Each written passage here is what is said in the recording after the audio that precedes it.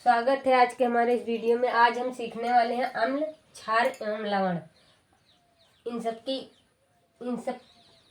सब का कैसे निर्माण होता है और ये इनका सबका हमारे दैनिक जीवन में क्या कार्य है, आज हम इस वीडियो में यही सीखेंगे।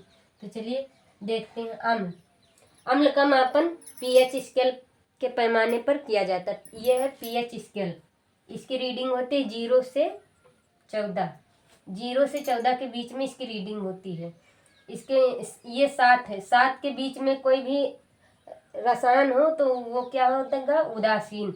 जल हमारा कैसा है? उदासीन है। जल कैसा है? उदासीन। जल की प्रकृति उदासीन होती है। और 7 से इधर जाएंगे तो अम्ल, 7 से इधर यानी 14 की तरफ जाएंगे तो क्षार। यहाँ पर भी ये 7 से 3.5 के बीच में ये दुर्बल अम्ल होता है। यहाँ पर दुर्बल अम्ल होता है। दुर्बल, इसकी प्रकृति दुर्बल होती है। और 3.5 से आगे प्रबल अम्ल, यानी अम्ल की प्रकृति कैसी हो जाएगी? प्रबल। ऐसे ही इसमें भी है। 7 से 10.5 के बीच में दुर्बल क्षार और 10.5 से 14 के बीच में प्रबल क्षार। इसकी ऐसी होती है, ऐसी प्रकृति होती है। और बीच में अगर जो यहाँ पर ये बीच में रहे तो ये उदासीन होगा। इसका प्रकृति कैसा होगा? उदासीन। तो चलिए देखते हैं अम्ल के विषय में कुछ और। विलयन में पीएच आयन के निर्माण के कारण पदार्थ की प्रकृति अम्लीय होती है। इसका स्वाद खट्टा होता है। अम्ल का स्वाद खट्टा होता है। अम्ल किस किस चीज़ में पाया जाता है? जैसे खट्टेदार फल हो, सिरका हो, जो टॉयलेट क्लीनर जो पाउडर होता है उसमें भी अम्ल पाया जाता है। अम्ल किसी धातु के साथ अभिक्रिया करने पर इसका स्वाद, अभिक्रिया करने पर H2 गैस यानी हाइड्रोजन गैस का उत्सर्जन करता है, यानी उसका उत्सर्जन करता है और साथ ही संगत लवण का निर्माण करता है। पाचन तंत्र में स्थित HCl, हमारे पाचन तंत्र में HCl नामक अम्ल पाया जाता है जो भोजन को पचाने में सहायक होता है। ये पहले हमारे भोजन को पहले अम्लीय करता है, क्योंकि जो भी बैक्टीरिया हमारे भोजन के साथ चले गए हैं उनको नष्ट करता है अम्लीय बनाकर। अधिक मात्रा में HCl हो जाने पर प्रति अम्ल, जिसे मिल्क ऑफ मैग्नीशिया यानी मैग्नीशियम हाइड्रोक्साइड लेने पर HCl की अधिक मात्रा पर अभिक्रिया करके उदासीन कर देता है। जैसे कभी कभी एसिडिटी हो जाती है तो वो इनो पी लो, उसके बाद ठीक हो जाता है। यानी इनो जैसे ही आप पिए उसकी HCl की प्रकृति कैसी हो गई? उदासीन हो गई।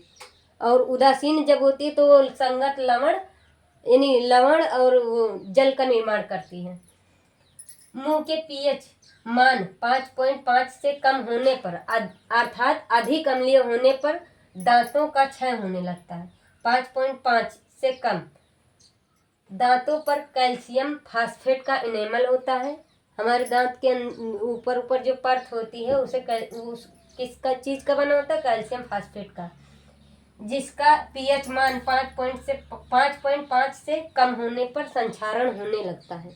उसका जो ऊपरी परत होती है दांत की, उसका संक्षारण कब होने लगता है? जब उसका पीएच मान, हमारे मुंह में जो टाइलिन नामक लार होता है उसका पीएच मान 5.5 से कम हो जाए। अम्ल नीले लिटमस पेपर को लाल रंग में बदल देता है। अब ये लिटमस पेपर होता क्या है? लिटमस पेपर रोसेला नामक लाइकेन से प्राप्त किया जाता है। लिटमस पेपर कौन से पेपर? लिटमस पेपर रोसेला नामक लाइकेन से प्राप्त होता है, जो जिसे अम्ल में डालने पर उसका रंग क्या बदल जाता है? लाल हो जाता है। नीला लिटमस को वो लाल कर देता है। कौन? अम्ल। तो चलिए अभी हम इसके बारे में कुछ और देखेंगे, बने रहिए।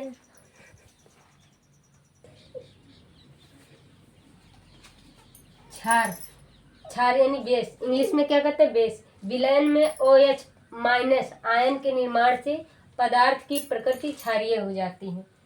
क्षार का स्वाद कड़वा होता है। क्षार का स्वाद कैसा होता है? कड़वा।